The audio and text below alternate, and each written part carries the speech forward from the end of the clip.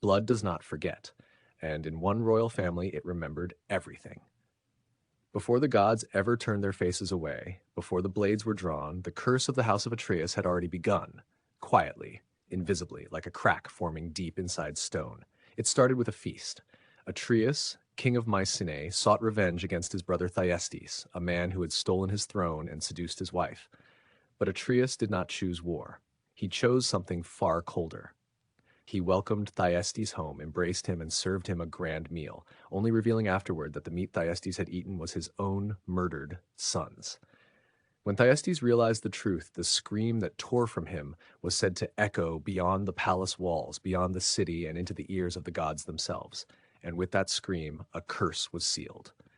From that moment on, every generation bled for the sins of the last. Atreus' son, Agamemnon, inherited a kingdom soaked in old crimes.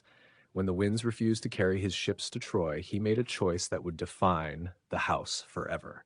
To please the gods, he sacrificed his own daughter, Iphigenia, laying her on the altar while she still believed she was being married.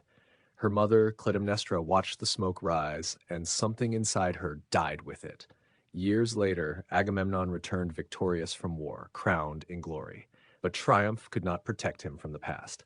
As he stepped into his bath, trusting the wife he had betrayed, Clytemnestra wrapped him in cloth like a net and struck him down. Blood filled the water. Justice, she said, had been served. But the curse was not finished.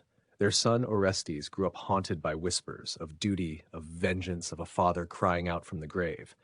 When he finally returned home, he stood before his mother and hesitated only for a heartbeat before killing her.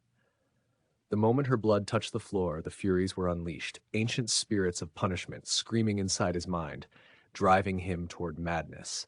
Generation after generation, the same question echoed through the house of Atreus. Is revenge justice, or just another crime wearing a crown? Only when Orestes stood trial, not by sword but by judgment, did the cycle finally crack.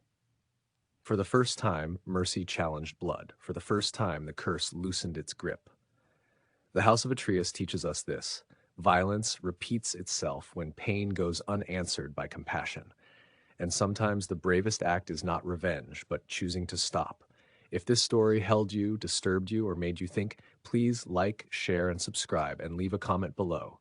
Your support helps keep these ancient voices alive.